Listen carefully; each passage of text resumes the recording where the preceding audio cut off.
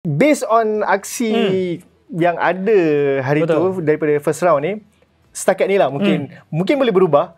Dua tim yang kau rasa ada potensi untuk mara ke final? Ada potensi untuk mara ke final. Tapi kena pecahkan lah. Dia kalau dalam satu lane tak boleh lah. JDT dengan Selangor satu row ke? Tak. Selangor sini JDT sini. Sama. JDT Selangor. Yeah. So adalah ada repeat last season punya. Repeat last season sebab tak boleh dinafikan.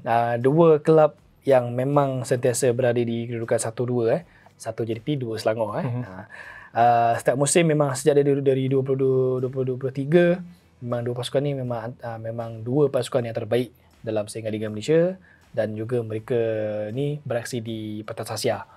Jadi memang adakah mungkin kalau main di pentas Asia tu boleh macam kacau sikit persiapan? Kalau nak tengok squad depth bagi JDT tak ada masalah, sebab kita tengok JDT ni macam ada set of player lain. Kalau kau tengok Zam untuk local ACL lain, Shopee Cup pun boleh sebenarnya, boleh lain.